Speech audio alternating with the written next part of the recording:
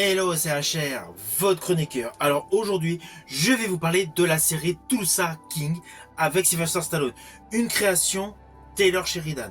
Avant d'aller plus loin, n'oubliez pas, si vous n'êtes pas abonné, pensez à le faire, pensez à la petite cloche pour les notifs. Let's go! Bientôt, cette ville sera à moi. Alors tout d'abord, sachez que cette série Tulsa King est une création Taylor Sheridan. Actuellement, il y a 2 saisons, une saison qui est sortie sur Paramount Plus en 2022 et une deuxième saison toujours sur Paramount Plus en 2024. Ceci dit, l'acteur Sylvester Stallone, au vu des très bons résultats d'audience, a signé pour 2 saisons supplémentaires. De ce fait, cette série Tulsa King aura un minimum de 4 saisons. C'était pour la petite histoire.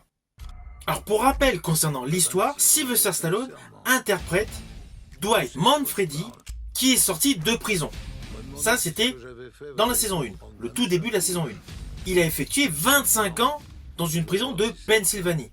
C'est quelqu'un qui a de l'honneur, il n'a jamais balancé ses collègues.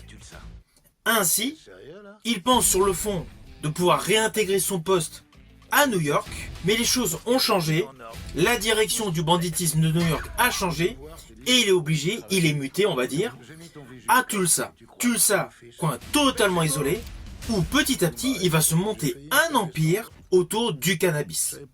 Et parallèlement, forcément, il va avoir des petits soucis avec les voyous locaux, et ayant fait 25 ans de prison, il veut changer radicalement son image auprès de sa fille. Voilà. Ça, grosso modo, c'est ce qui se passait dans la saison 1. Cette saison nous montrait donc le personnage interprété par Sylvester Stallone qui s'implante dans une ville où il est connu de personne, mais qui va réussir à réunir autour de lui une équipe, certes tonitruante, mais une équipe solide. Et petit à petit, un mini-empire va se développer. D'où la saison 2. Alors la saison 2 est radicalement différente. Certes, c'est une continuité, mais le côté trafic va changer. À la suite des événements qui s'étaient déroulés dans la saison 1, il avait fait un micro-séjour en cellule, un retour en prison, mais prison locale. Là, il a fait la connaissance d'un détenu qui lui parle des énergies renouvelables. Et cette idée, justement, il va l'utiliser. De ce fait, il va d'un côté continuer son côté trafic cannabis et en même temps les énergies renouvelables. Alors pourquoi les énergies renouvelables? Parce qu'il y a une fraude par rapport aux subventions d'État. Oui, il ne faut pas oublier que le personnage interprété par Sylvester Stallone est un truand. Donc forcément, sous couvert d'un côté légal, il va le faire quelque chose d'illégal, mais en faisant le ménage dans les affaires sales. On va dire ça comme ça. Cette deuxième saison démontre un côté beaucoup plus humain du personnage interprété par Sylvester Stallone, avec notamment une reconstruction de vie affective avec la propriétaire d'un beau ranch. Mais cela n'empêche pas que de principaux adversaires vont arriver, vont intervenir. Alors ils ne viennent pas de l'extérieur. En fait, on découvre au fur et à mesure qu'on avance dans l'histoire qu'ils étaient déjà implantés dans le coin, mais qu'au vu de l'expansion importante des affaires de Manfredi, 2 principaux rivaux veulent profiter du capital. Et dans les principaux rivaux, nous retrouvons notamment Frank Grillo. Frank Grillo, un acteur de cinéma qu'on a vu dans pléthore de action movies.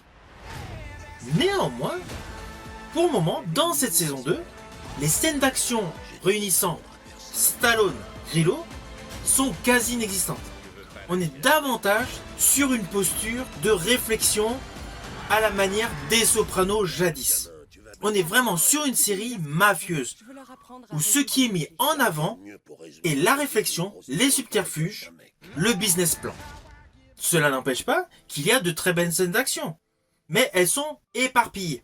Je pense notamment à une que j'affectionne particulièrement, celle qui se déroule sur un terrain dirigé par des Indiens.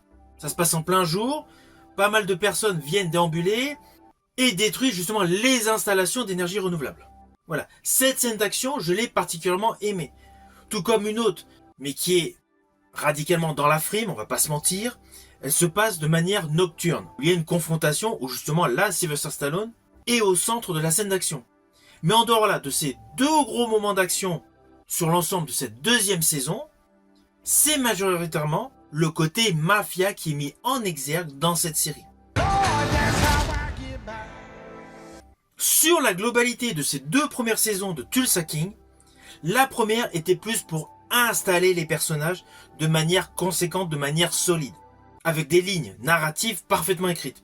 Cette deuxième saison est plus sur un côté entrepreneuriat, un business plan, plus précisément les fondations, je pense, d'une grande série mafieuse, vraiment dans la lignée des Sopranos.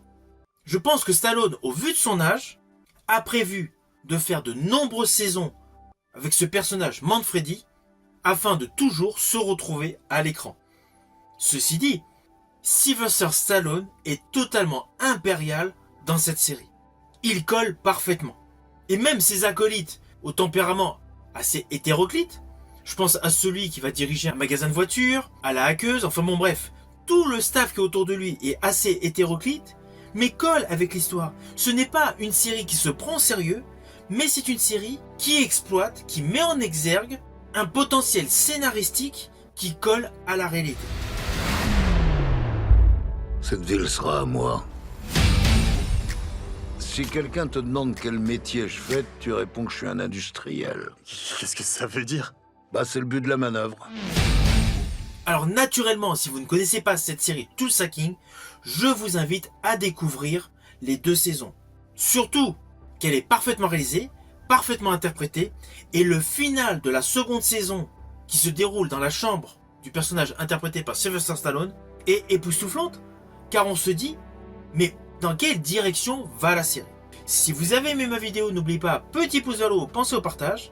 Quant à moi, je vous dis à bientôt pour une prochaine vidéo.